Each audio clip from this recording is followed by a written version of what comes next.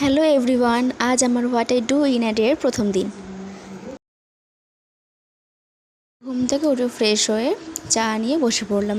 চা খাওয়া হয়ে যাওয়ার পর আমি আমার ঘরে সব কিছু কাজ শেষ করে ব্রেকফাস্ট করলাম। আজকের ব্রেকফাস্টে ছিল ঘুগনি আর রুটি। সেটা খাওয়ার পর আমি রীতিমতো রেডি হয়ে চলে গেলাম পড়াতে। রাত্রে চলে এলাম পড়াতে। পড়াতে এসে প্রথমে ওকে কিছু কাজ দিলাম, যেটা ও নিজে নিজেই করছিল। তারপর আমি ওর খাতায় কিছু হোমওয়ার্ক দিলাম, যাতে ও বাড়িতে করে রাখে।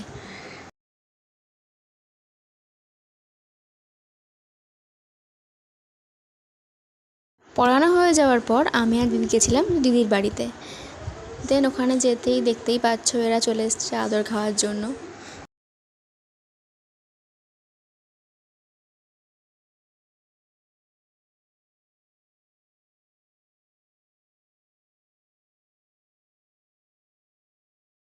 রাতে একটু খেলা করার পর আমি আবার চলে এলাম নিজের বাড়িতে। এসে ফ্রেশ হয়ে বসে পড়লাম লাঞ্চ করতে।